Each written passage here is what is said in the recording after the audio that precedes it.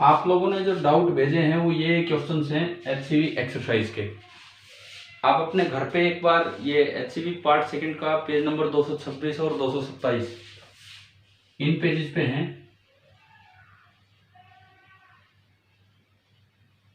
मैं बहुत ज़्यादा समय आपका नहीं लूंगा क्योंकि कल टेस्ट भी है आपका, तो मैं फटाफट आपको बता देता हूँ, शायद समझ आ भी जाएंगी चीज़ें। क्वेश्चन नंबर 12, 12वां सवाल देखें। A tunnel is dug along a chord of the earth at a perpendicular distance r/2 from earth center। Question number 12 से शुरुआत करवा रहा हूं। देखिए, आपने एक सुरंग बनाई धरती में, तो आप धरती को सॉलिड स्फीयर की तरह देखें। अर्थ को आप देखिए सॉलिड स्फीयर की तरह, और जो सुरंग इसके अंदर आपने बनाई है वो अर्थ के सेंटर से कितनी दूर है? r/2। और ये फ्रिक्शनलेस टनल है, और इस सुरंग के सेंटर से x दूरी पे कोई पार्टिकल है। इस सुरंग के सेंटर से x डिस्टेंस पे सपोज ये कोई पार्टिकल है जिसका मास है स्मॉल m, और अर्थ का मास मैंने माना कैपिटल M, और इस वक्त इसके और इसके बीच की दूरी को मैं स्मॉल r से रिप्रेजेंट कर देता हूँ, अक्सर जो हमारा होता है वो। तो आपको केवल ये बताना है कि दीवार ने वॉल ने कितना फोर्स लगाया होगा इस पे। तो अगर हम इसका फ्री बॉडी डायग्राम यहाँ देखें तो इस पे एक फोर्स तो लग रहा होगा ग्रेविटेशनल, वो तो अर्थ लगाएगी अपने सेंटर की तरफ, F ग्रेविटेशनल, और बस एक फोर्स दीवार ने लगाया होगा F जो नॉर्मल होगा, वो फ्रिक्शन है नहीं, तो दीवार परपेंडिकुलर डायरेक्शन में तो कोई फोर्स लगा ही नहीं सकती। अब देखो, मान लो ये एंगल थीटा है, तो अगर मैं इसके कंपोनेंट करूं तो ये भी थीटा होगा, तो इधर की तरफ जो कंपोनेंट आएगा that will B F gravitational into cos theta, and इधर की तरफ जो कंपोनेंट आएगा this will be F gravitational into sine theta. तो अगर आपसे पूछा जाए एक्सेलरेशन ऑफ पार्टिकल, जो नहीं पूछा है इस सवाल में, अगर आपसे पूछा जाता है एक्सेलरेशन ऑफ पार्टिकल, तो फ्रिक्शन तो है नहीं, तो ये फोर्स तो अनबैलेंस्ड है, तो एक्सेलरेशन ऑफ द पार्टिकल होगा F gravitational sine theta upon mass of the particle. लेकिन परपेंडिकुलर डायरेक्शन में तो कोई मूवमेंट होना नहीं है, तो फोर्स बैलेंस्ड है, तो जो नॉर्मल रिएक्शन है वो होगा F gravitational into cos theta. और आपसे इस क्वेश्चन में यही पूछा है, वॉल ने कितना फोर्स लगाया। तो एक बार बताओ, क्या ये समझ आ गया यहां तक? हाँ। ठीक है। F ग्रेविटेशनल कैसे लिखते हैं आप बताओ? एक स्फीयर के अंदर आपने पढ़ा था कि अगर टोटल चार्ज Q हो, अंदर मैं कहीं भी लिखूं, अंदर कहीं भी मैं लिखूं r डिस्टेंस पे, तो आपको फील्ड लिखना आता है, field K capital Q by R cube into small r। Yes sir. है ना भाई, सभी को ध्यान है ना, अंदर ये होता है फॉर्मूला। तो अगर आप इसकी जगह मास कर दो, तो जो ग्रेविटेशनल फील्ड है वो अंदर हो जाएगा, बाहर नहीं, वो ग्रेविटेशनल फील्ड अंदर की तरफ होगा, डायरेक्शन अट्रैक्टिव होती है। K की जगह G, Q की जगह कैपिटल M, स्मॉल r की जगह ये स्मॉल r, और divided by radius of the sphere इसका Q। E आ गया समझ? बताओ कितनी सिमिलरिटी है ग्रेविटेशन और इलेक्ट्रोस्टैटिक्स में? E आ गया ना समझ में? Yes sir. जिस तरह से वहां इलेक्ट्रिक फोर्स होता है Q इंटू ई, यहाँ ग्रेविटेशनल फोर्स होता है M इंटू ई। तो ये जो भी E आया इसको M से मल्टीप्लाई कर दो, तो मेरे पास F ग्रेविटेशनल आ गया M into G capital M R upon R cube. बताओ, इसमें तो कोई डाउट ही नहीं है, ठीक है। और अब मैं इसको यूज करूं तो नॉर्मल रिएक्शन मुझे निकालना, तो F ग्रेविटेशनल तो मैंने रख दिया M G capital M upon R cube और इंटू स्मॉल r और इंटू कोस थीटा इस ट्रायंगल से ढूंढो। Cos theta base r/2 upon hypotenuse r, तो बेस तो है r/2 और हाइपोटेन्यूज है r। पता ही मुझे, क्लियर है कि नहीं? Yes sir. r से r गया, एक r से एक r की पावर जाएगी, तो ये बचेगा G capital M small m upon 2 times R square, X पे तो ये डिपेंड ही नहीं कर रहा। अभी बताओ क्वेश्चन क्लियर हुआ? अब आप ये और सोचो कितनी ज्यादा सिमिलरिटी है इलेक्ट्रोस्टैटिक्स में और ग्रेविटेशन में। आपने फील्ड के फॉर्मूले वहां पढ़े हैं, यहाँ लग रहे हैं डायरेक्ट। हाँ जी, कोई डाउट है किसी को? बोलिए। ना सर। ठीक है, चले तो 12th हो गया। अब हम चलते हैं question number 15। A thin spherical shell having uniform density. बल्कि मैं आपको बताऊं ये 12वां सवाल जैसे है ना, ऐसे सवाल 11th क्लास में तो बच्चा कई बार करने में मुश्किल भी मानता है। पता नहीं वो फील्ड का इतने फॉर्मूले पढ़ता है कि नहीं जितने 12th में पढ़ लेता है। 12th होने के बाद तो यार ये डायरेक्ट हो जाते हैं, सीधे फॉर्मूले वो एज इट इज लगाओ। क्वेश्चन नंबर हमारा, हाँ जी, एक छोटा सा क्वेश्चन है। बोलो बोलो। एक कंडक्टिंग शेल है, हाँ, एक कंडक्टिंग शेल है, एक पॉइंट चार्ज की उसके सेंटर पे और एक बार है। हाँ, तो चार्ज डिस्ट्रीब्यूशन कैसे होगा शेल पे? देखो दोनों तीनों चार्ज पॉजिटिव है, ठीक है, शेल पे भी पॉजिटिव चार्ज है। देखते हैं इसमें।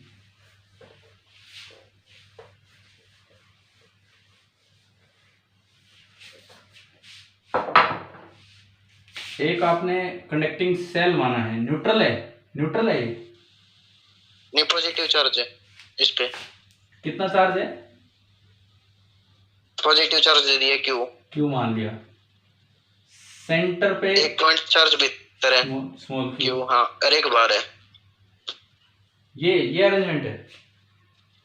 हाँ, देखो सबसे पहली बात, यहाँ क्यू है तो अंदर इंड्यूस होगा कैविटी की तरह। देखिए आप कितना इंड्यूस होगा अंदर? Minus Q. पहले मैं अंदर की बात करूं, ये यूनिफॉर्मली बटेगा कि नॉन यूनिफॉर्मली? यूनिफॉर्मली। हाँ, मैंने कहा था सबसे पहले देखा करो शेप। अगर शेप स्फेरिकल नहीं है तो डेफिनेटली नॉन यूनिफॉर्मली, और अगर शेप स्फेरिकल है तो ये जो अंदर वाला चार्ज है सेंटर पे रखा हो तो यूनिफॉर्मली, और कहीं साइड में रखा हो तो नॉन यूनिफॉर्मली। वो बात याद है? याद है? Yes sir. अभी 1-2 दिन पहले ही आपको बताया था। यानी कि अंदर तो बचा माइनस क्यू यूनिफॉर्मली, बाहर कितना आएगा? टोटल कितना था इस पे? क्यू, तो बाहर कितना हो जाएगा? Q plus Q. क्यू में से माइनस क्यू घटाओगे तो बाहर हो जाएगा क्यू प्लस क्यू। लेकिन ये नॉन यूनिफॉर्मली बटेगा। क्यों? अंदर वाले का बाहर कोई असर नहीं होना, बट यहाँ क्या रखा हुआ है? एक पॉजिटिव रखा हुआ है, प्लस क्यू। पॉजिटिव को इस तरह से थोड़ा सा डिस्ट्रीब्यूट करवा देगा कि इधर ज्यादा होगा और इधर जो है कम। तो बाहर चार्ज होगा क्यू प्लस क्यू, और ये कैसे बटेगा आपका? Non uniformly. ये होगा डिस्ट्रीब्यूशन। ठीक है सर। ठीक है, चले भाई। तो जो बाहर की वो इस पे नेट फोर्स रिपल्सिव लगेगा ना? अच्छा, अब इस पे आओ। बाहर वाले क्यू पे अगर हम फोर्स की बात करें, देखो ये कितना चार्ज आ गया? आप सबकी वजह से अलग अलग निकाल लो, सबकी वजह से अलग अलग। प्लस क्यू की वजह से मान लो डिस्टेंस डी है, प्लस क्यू की वजह से रिपल्सिव के Q square by D square, पहला इसके कारण हो गया। ठीक है, माइनस क्यू यूनिफॉर्मली बटा है तो मैं सारे चार्ज को समेट के कहां रख सकता हूं? इसके सेंटर पे। तो वो खुद की तरफ लगा देगा अट्रैक्टिव के क्यू बाई डी स्क्वायर। तो ये दोनों तो क्या हो गए? कैंसिल। इसका और इसका तो फोर्स कैंसिल हो गया। अब कौन बचा फोर्स लगाने वाला? क्यू प्लस क्यू, और वो जो फोर्स होगा वो होगा के रिपल्सिव होगा, क्योंकि ये भी पॉजिटिव के Q plus Q small Q upon, अब नीचे जो डिस्टेंस होगी वो आर होगी, and R is greater than D. क्यों भाई, ऐसा क्यों? ये जो बाहर चार्ज इसका सेंटर किधर है? सेंटर के थोड़ी लेफ्ट में आ जाएगा। और जब स्फेरिकल शेप में हो तो आप सेंटर ऑफ चार्ज से रिप्लेस करके आइडिया ले सकते हैं। तो ये सारा क्यू प्लस क्यू में इधर मान सकता हूं, और इस दूरी को मैंने कहा है कितना है? आर। समझ आ गया? चलें आगे बढ़े। सवाल नंबर 15 पे चलते हैं हम। देखो यार, आप अपने फ्रीली डाउट्स पूछा करो। ऐसा नहीं है कि कोई सवाल क्वेश्चन ही न्यूमेरिकल ही पूछना, आपको कोई कॉन्सेप्चुअल डाउट है वो जरूर पूछा कीजिए आप, और कुछ नहीं, आपके थ्रू हम भी कुछ नई बातें सीख लेंगे, कोई नए से अच्छे डाउट पूछोगे तो। Question number 15। अच्छा मैं ये बताऊं, मैंने आपको 2-4 दिन पहले एक सीपीपी के थ्रू एक क्वेश्चन समझाया था कि अगर यूनिफॉर्मली चार्ज ट्रायंगुलर रोड हो, uniformly charge scalar triangular road, तो उसके अंदर कौन सा ऐसा पॉइंट होता है जहां पे नेट इलेक्ट्रिक फील्ड 0 होता है? इन सेंटर। इन सेंटर, ध्यान है ना वो। और मान लो कभी ऐसे क्वेश्चन आ जाए, अब सुनो जब मेरा वो उस पॉइंट पे मैं आ ही गया हूं, मान लो कभी ये क्वेश्चन आ जाए, ये कोई ट्रायंगल है 1.000 1 2 3 4 -1 2 इस तरह से आ गया, और ये कहा है कि ये एक ट्रायंगुलर रोड है, uniformly charge triangular rod, uniformly charge triangular rod, find the coordinates of the point where electric field is 0। Coordinates of the point where electric field is 0, हमें पता है कि वो कौन सा पॉइंट होगा? इन सेंटर। ठीक है, फिजिक्स की बात तो यहाँ खत्म हुई, बट वहां तो 4 ऑप्शन मिलेंगे, इन सेंटर कैसे निकालोगे? तो उसके लिए आपको कोऑर्डिनेट ज्योमेट्री पता होनी चाहिए। मान लो ये ए है, ये बी है, ये सी है और इन सेंटर आई है। आपको पता होगा मैथ्स की कन्वेंशन ये है, ए के अपोजिट साइड ए होती है, बी के अपोजिट साइड बी, है ना भाई, और सी के अपोजिट साइड लेंथ सी। सबसे पहले आप क्या करो, डिस्टेंस फॉर्मूला से तीनों साइड लेंथ निकाल लोगे। हाँ जी, डिस्टेंस फॉर्मूला से तीनों साइड लेंथ निकाल के फिर इन सेंटर के कोऑर्डिनेट सुनिए क्या बनेंगे। एक्स कोऑर्डिनेट, कोई एक साइड लेंथ आपने उठाई ए इनटू उसका opposite x coordinate x1, plus कोई दूसरी साइड लेंथ उठाई बी इनटू उसका अपोजिट ये कॉर्नर x2, बी का कोऑर्डिनेट x2, प्लस कोई तीसरी साइड लेंथ उठाई सी इनटू उसका अपोजिट ये corner x3 divided by a plus b plus c। This is the, क्या कोऑर्डिनेट ज्योमेट्री पढ़ी है हमने +1 में? Yes sir. तो उसमें ध्यान होगा आपको, ये इन सेंटर के कोऑर्डिनेट्स आए होंगे। हाँ यस सर। जैसे सेंट्रोइड के आप पढ़ते हैं, शायद मैं बहुत श्योर नहीं हूं, लेकिन सेंट्रोइड के शायद ऐसे होते होंगे x1 + x2 + x3/3 y1 + y2, है ना। तो आप इन सवालों के लिए इन सेंटर के कोऑर्डिनेट याद रखें। इन सेंटर पे क्यों है, क्या वो उस दिन मैंने प्रूफ करवा दिया था? अगर किसी ने वो ना अटेंड किया हो तो मैंने आज एक सेपरेट प्लेलिस्ट आपके लिए डाली थी, आज थोड़ी देर पहले, वो यहाँ के जो मैं पढ़ा रहा था उसमें आज ये टॉपिक ही हुआ था, तो इसीलिए मुझे ध्यान है कि आपको ये बात बता देता हूँ। आज जो लास्ट लेक्चर उस प्लेलिस्ट में, उसमें यही काम हो रखा है कि कैसे इन सेंटर पे ही 0 होता है। अगर किसी ने नहीं अटेंड किया तो आज वाला वो देख सकता है, जो यहाँ वाले लेक्चर्स की मैं प्लेलिस्ट डालता हूँ। ठीक है, कर लोगे ना ऐसे ही। दूसरा ay1 + by2 + cy3 upon a + b + c, ऐसे ही z हो जाएगा। ठीक है, अपने नोट्स में ऐड अप कर लेना ये चीज वहां पे। चलिए अब सवाल नंबर 15 पे चलते हैं, क्वेश्चन नंबर 15।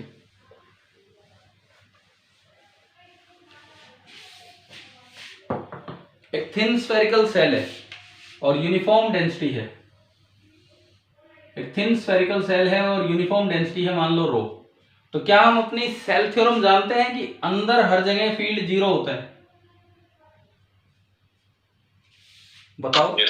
ये तो सभी को पता है कि अंदर हर जगह फील्ड 0 होता है। अब ये कह रहा है इस सवाल में कि इसने ना इसको काट के 2 हिस्से कर दिए, एक ऊपर एक छोटा पार्ट,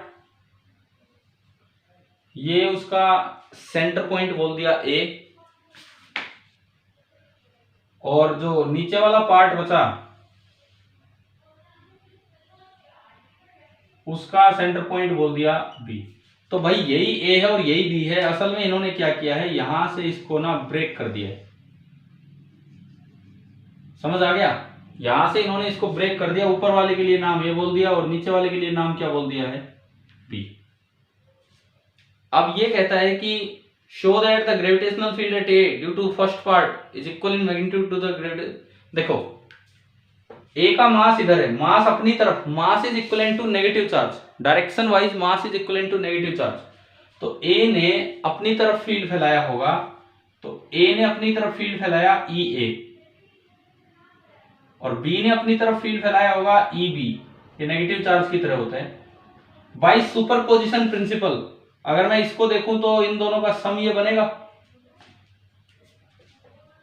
तो यहां जो ई नेट होगा that will be vector sum of E A and E B. समझ आ गए? ठीक है। Yes sir. और हमारी सेल थ्योरम हमें बताती है कि E net uniformly charge shell के अंदर 0 होता है, तो E A plus E B, and यहां से आप बता सकते हो कि जो ई ए होगा that will be negative of E B. Negative का मतलब है कि डायरेक्शन वाइज दोनों अपोजिट हैं लेकिन मैग्नीट्यूड वाइज दोनों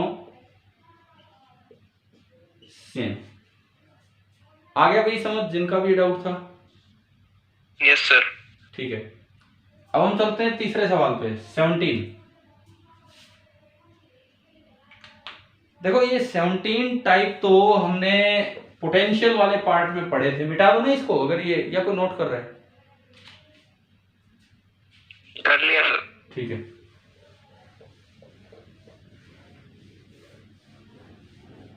अब 17th क्वेश्चन फिर आपको आइडिया दे रहा है कि कितना सिमिलर है ये चैप्टर पोटेंशियल के और इसके। ये कह रहा है एक 3 पार्टिकल एक इक्विलेटरल ट्रायंगल पे थे, मास m है और एज लेंथ a है।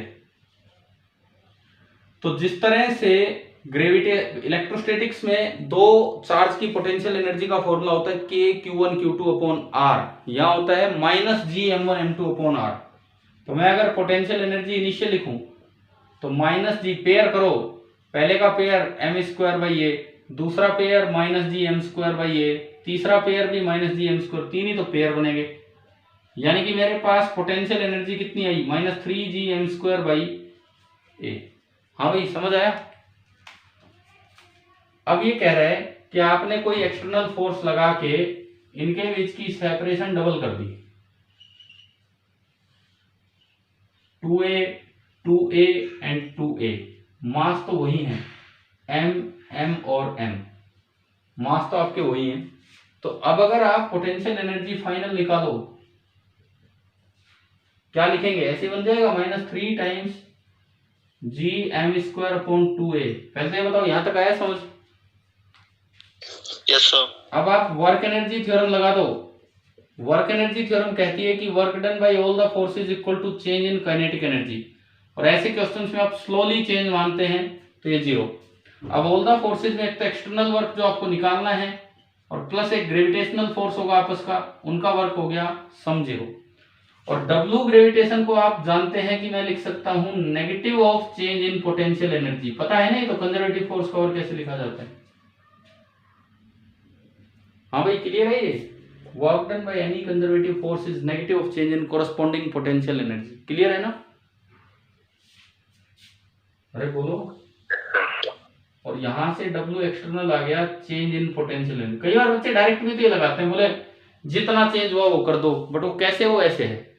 और डेल्टा पी अगर आप निकालोगे, delta P final -3 G M square by 2a, minus initial minus minus plus होगा 3 G M square upon A, और ये आपका बना 3/2 G M square upon A. आ गया समझ?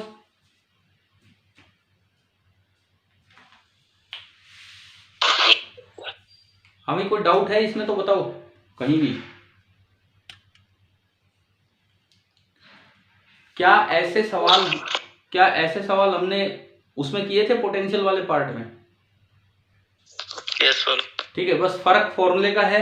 वहां फॉर्मूला होता था k q1 q2 upon a, यहां फॉर्मूला होता है minus G m1 m2 upon a, मतलब डिस्टेंस माइनस पहले से आएगा फॉर्मूले में लग के। चलें अगले पे बढ़े।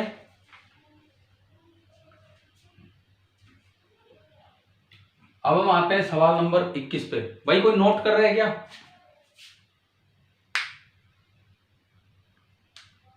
तो यस हो गया, ठीक है। क्वेश्चन नंबर 21,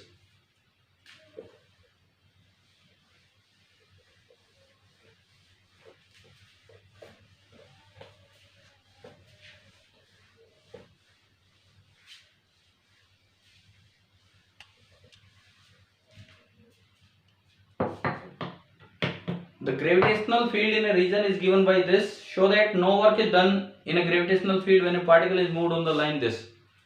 आप मुझे ये बताओ, हमने पोटेंशियल में पढ़ा था इसमें सर हाँ दोनों का स्लोप निकाल के परपेंडिकुलर प्रूव कर देंगे। हाँ ठीक है सुनो, हमने वहां पढ़ा था इलेक्ट्रोस्टैटिक्स में कि इक्वी पोटेंशियल सरफेस पे अगर आप चलाओगे तो वर्क डन कितना होगा?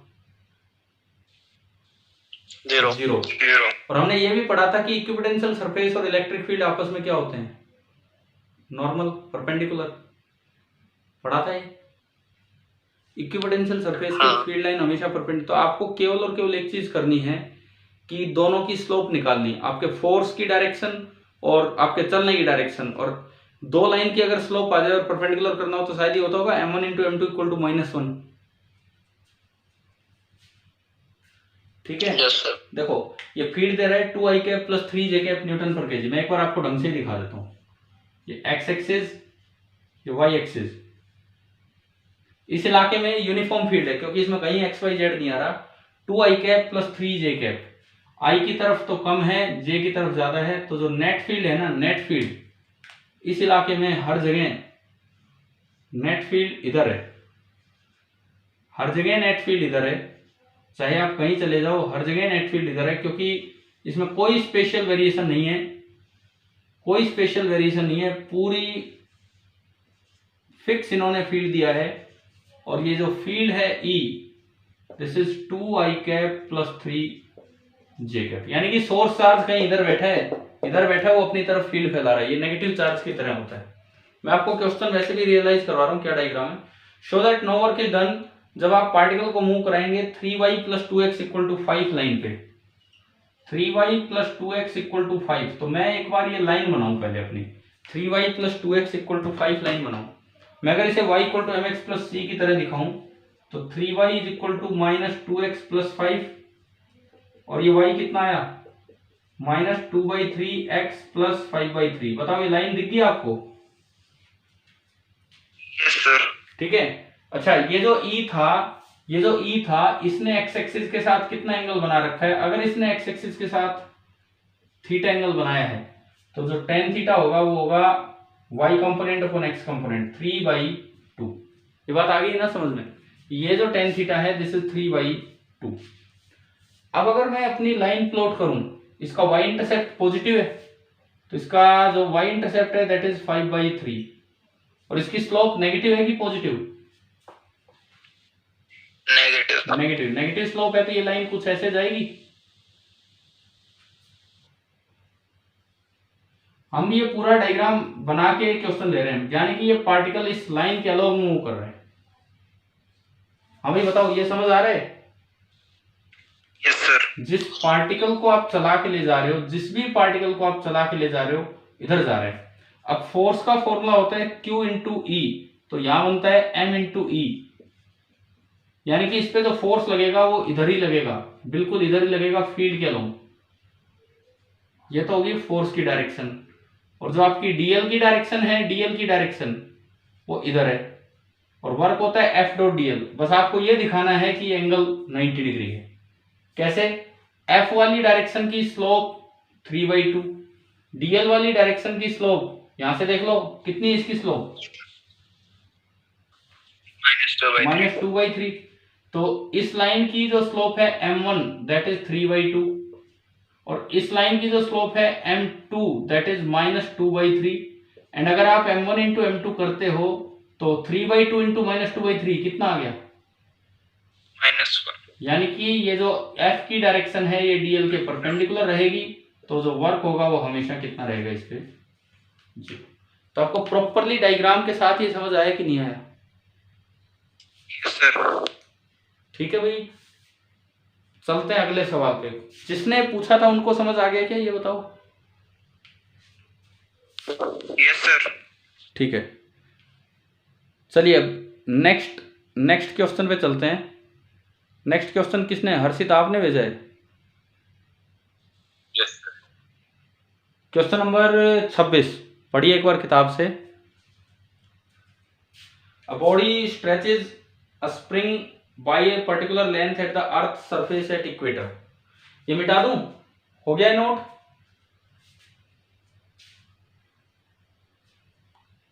हाँ भाई, हो गया ना नोट? मिटा लो। अगर कोई कर रहा है तो मैं रुकता हूँ 2 मिनट, अगर कोई कर ही रहा है तो।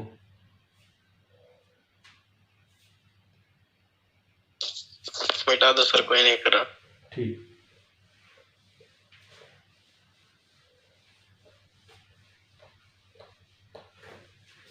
इलेक्ट्रोस्टैटिक सर इक्वेटर, हाँ इक्वेटर पे और पोल पे जी में कुछ फर्क पड़ता है? हाँ, वही है सवाल, वही देख रहे हैं हम। देखो, इलेक्ट्रोस्टैटिक्स करने के बाद अगर आप ग्रेविटेशन की एचसीवी भी कर देते हो तो आपका ऑलमोस्ट कंप्लीट ग्रेविटेशन सा हो जाता है इलेक्ट्रोस्टैटिक्स करने के बाद। और एक और ये दिमाग में रखना, अभी हम अपनी जो अगली क्लास जो परसों होगी उससे कैपेसिटेंस शुरू नहीं हो रहा है। मैंने आपको पहले भी बताया था, अभी हमारे कुछ कॉन्सेप्ट्स पेंडिंग हैं इसमें इलेक्ट्रोस्टैटिक्स में। ठीक है, मेथड ऑफ इमेज हम पढ़ रहे होंगे, इलेक्ट्रिक प्रेशर हम पढ़ रहे होंगे, सोप बबल कितना एक्सपेंड होता है ये हम पढ़ते। तो हमें अभी 3-4 दिन लग जाने हैं, तो पहले हम ये काम करेंगे, देन हम अपना कैपेसिटेंस स्टार्ट करेंगे उसके बाद। ठीक है, लेकिन हम उम्मीद करें कि शायद, क्योंकि वो इतने ऐसे भी कॉन्सेप्ट नहीं कि हर बार ही टेस्ट में पूछे जाएं, अच्छे कॉन्सेप्ट्स हैं, शायद ज्यादातर सवाल आपसे कल हो जाए। और देखो भाई, और ये जो पेपर होते ग्रुप पे डाल दिया करो, या तो स्कूल से डाल दे तो बहुत अच्छा, नहीं तो आपके पास हो तो आप डाल दिया करो, हम भी तो देखें फिर क्या है क्या नहीं। क्वेश्चन नंबर 26वां देखिए, a body stretches a spring by a particular length at the earth surface at equator. तो जो अंकित आपका सवाल है, पहले मैं उस पर आता हूं। इन्होंने ये कहा है कि धरती को स्फेरिकल मानो, बोला हुआ है इस सवाल में? बताओ, ये तो बोला हुआ है ना कि धरती को स्फेरिकल मानना है। अरे इस क्वेश्चन की लास्ट लाइन पढ़ो ना। इसका मतलब जो रेडियस पोल पे है वही रेडियस इक्वेटर पे है। ठीक है, अब जी में क्यों इफेक्ट आता है सुनो। धरती धीरे धीरे रोटेट भी करती है, धरती तेजी से रोटेट करती है कि धीरे रोटेट करती है? अर्थ ऐसे रोटेट करती है, हमें लगता है कि ईस्ट टू वेस्ट रोटेट कर रही है यूं। तो मुझे ये बताओ, धरती का रोटेशन फास्ट होता है कि स्लो होता है? फास्ट। बहुत ज्यादा स्लो होता है, बहुत ज्यादा स्लो। आप 2 पाई रेडियन एंगल कवर करते हैं 24 घंटे में जाके, 2 पाई रेडियन एंगल कवर करते हैं। रोटेशन ले रहा हूं मैं, रिवोल्यूशनरी रोटेशन, यही तो होगी हमारी ओमेगा रोटेशन की। हमें बताओ ये होगा कि नहीं? समझ आ गया कैसे? क्या ये समझ आया मैंने ओमेगा कैसे लिखा है? Yes sir. और ये वैल्यू हमें याद भी रखनी चाहिए ग्रेविटेशन से, कि ये वैल्यू होती है 7.29 इंटू 10⁻⁵ रेडियन पर सेकेंड। एक सेकेंड में इतना छोटा सा एंगल धरती रोटेट करती है। यह है अर्थ की रोटेशन स्पीड। और तो और, अगर यहां से आपको एक और चीज याद रखनी चाहिए इन सवालों के लिए, ω²r/g एक बड़ा कॉमन फैक्टर है जो कई बार ऐसे रोटेशन वाले क्वेश्चंस में आता है। तो जब आप ओमेगा की वैल्यू इसमें पुट करोगे तो ये आएगी 0.0034। फॉर न्यूमेरिकल्स हमें ये चीज याद रखनी चाहिए। इसकी यूनिट क्या होगी ω²r/g की? क्या यूनिट होगी? ω²r एक एक्सेलरेशन होती है, सेंट्रीपिटल एक्सेलरेशन, और जी भी अपने आप में एक एक्सेलरेशन होती है। तो एक्सेलरेशन अपॉन एक्सेलरेशन की यूनिट क्या होगी? यूनिटलेस, बिल्कुल यूनिटलेस। ठीक है, अब सुनो, ये तो कुछ बेसिक रिक्वायरमेंट थी जो इस तरह के सवालों के लिए हमें याद होनी ही चाहिए ताकि हम कैलकुलेशंस भी कर पाए। अब देखो, अगर मैं अर्थ का रोटेशन कंसीडर करता हूं तो पोल पे कोई ऑब्जेक्ट रखा है, उसके लिए अगर acceleration due to gravity G है, तो इक्वेटर पे कोई ऑब्जेक्ट रखा होगी तो उसके लिए भी जी, परंतु due to rotation of earth उसको एक सेंट्रीफ्यूगल फोर्स बाहर की तरफ लगता रहता है, एंड उसकी वजह से एक्सेलरेशन आती है ω²r, क्योंकि r रेडियस के सर्कल में वो घूम रहा होगा ओमेगा से। तो जो जी इफेक्टिव होती है इक्वेटर पे, जो अपेरेंट जी होता है, अगर आप रोटेशन का इफेक्ट कंसीडर कर लें तो जी इक्वेटर बनता है g - ω²r, जबकि पोल पे जी इफेक्टिव जो होता है वो जी के ही बराबर है। और जी जो मैं ले रहा हूं वो दोनों जगह सेम है, क्योंकि स्फीयर है, स्फीयर माना है, ना कि कोई अलग रेडियस। कि ये पॉइंट समझ आ गया है? ठीक है। अब इस सवाल में ये कहता है कि body stretches a spring by a particular length at earth surface at equator.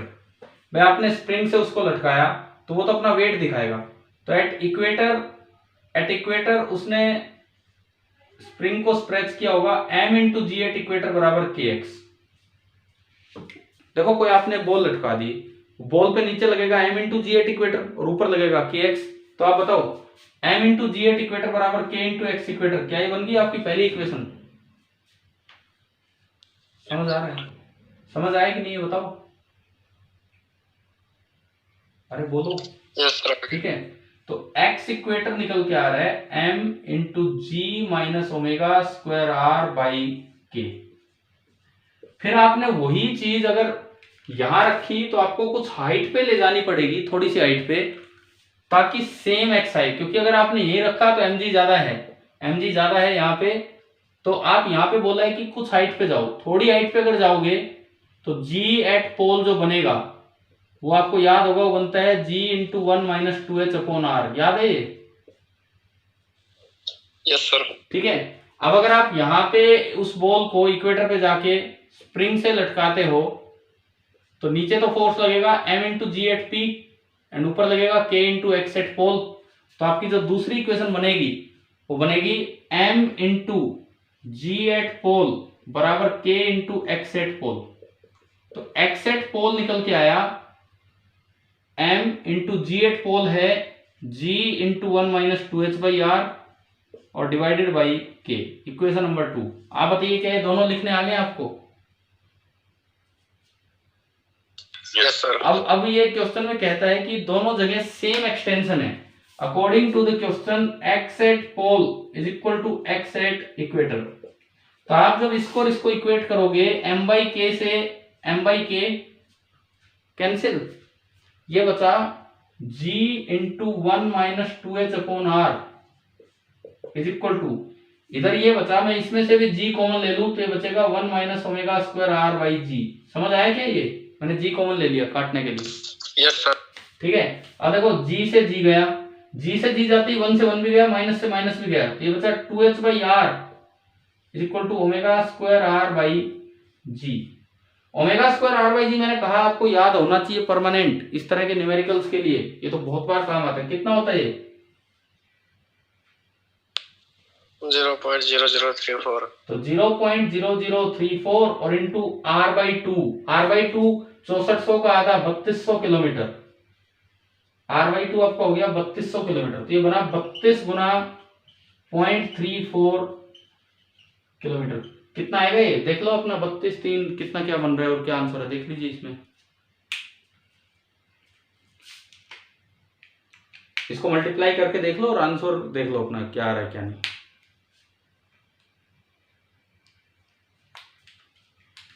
आ गया? चलो ठीक है। तो भाई मुझे लगता है शायद मीटिंग का समय भी होने वाला है। कितनी देर बची है अगर आप देख के बताएं तो? 2-2.5 मिनट। 2-2.5 मिनट है। ठीक है। ये कुछ सवाल थे जिनके थ्रू ये लगा लो कुछ ग्रेविटेशन का रिवीजन हुआ है। 2-3 सवालों में हमने सीखा कि एज इट इज इलेक्ट्रोस्टैटिक्स है, जैसे वो अंदर टनल वाला क्वेश्चन था जी, वो K Q by R cube into R direct use हो गया सर। हाँ, जो केपलर लो केपलर ऑर्बिट होते हैं, इनमें से क्वेश्चन आते हैं ज्यादातर। नहीं आ सकते हैं, ऐसी बात थोड़ी है, ऐसी बात थोड़ी, आ तो सकते ही हैं। केपलर ने अपने 3 लॉ दिए थे। क्या साइड हो जाओ एक बार बोर्ड से। ठीक है ठीक है ठीक है। लो केपलर ने, किस टाइप के क्वेश्चन आते हैं? केपलर ने जैसे यूं आ जाए कि केपलर ने अपने रूल पहले दे दिए थे, न्यूटन के लॉ बाद में आए थे और न्यूटन ने केपलर के रूल्स को एक्सप्लेन किया था। ठीक है। अब न्यूटन के रूल में 2 बातें थी, एक तो ग्रेविटेशनल फोर्स सेंट्रल फोर्स है और एक ग्रेविटेशनल फोर्स में इनवर्स स्क्वायर लॉ फॉर्म है। समझ गए हो? Yes sir. केपलर के 3 लॉ हैं। पहला क्या था? लॉ ऑफ ऑर्बिट, कि अर्थ कैसे ऑर्बिट में घूमती है, प्लेनेट कैसे ऑर्बिट में घूमते हैं, इलिप्टिकल ऑर्बिट में। इलिप्टिकल। ठीक है। दूसरा आपका था वो कौन सा, वो एरियल वेलोसिटी वाला, कि एरियल वेलोसिटी जो है वो कांस्टेंट रहती है, पता है ना आपको? घूमने, अर्थ के घूमने की एरियल वेलोसिटी कांस्टेंट है। और तीसरा था टाइम पीरियड वाला, एरिया कवर अप करती है। तीसरा था टाइम पीरियड वाला कि T square is directly proportional to R cube. अब मैं आपको फटाफट, कभी टाइम ना हो जाए, सुन लो। जो बीच वाला लो है एरियल वेलोसिटी वाला, वो केवल और केवल इसके सेंट्रल नेचर पे डिपेंड करता है, इस बात पे डिपेंड नहीं करता कि वो आर स्क्वायर पे डिपेंड कर रहा है फोर्स की किस पे। न्यूटन ने अपना लॉ दिया, उसमें जो ये बात बताई ना कि along the line joining both the bodies gravitational force लगता है, केवल इसी बात से केपलर का सेकंड लॉ एक्सप्लेन हो जाता है। तो अब ऐसे सवाल बन के आ जाए कि अगर न्यूटन लॉ में इनवर्स स्क्वायर लॉ फॉर्म ना हो के कोई और फॉर्म होती आर की, लेकिन डायरेक्शन वही होती, तो केपलर का कौन सा लॉ अनचेंज्ड रहता? बताओ कौन सा लॉ अनचेंज्ड रहता?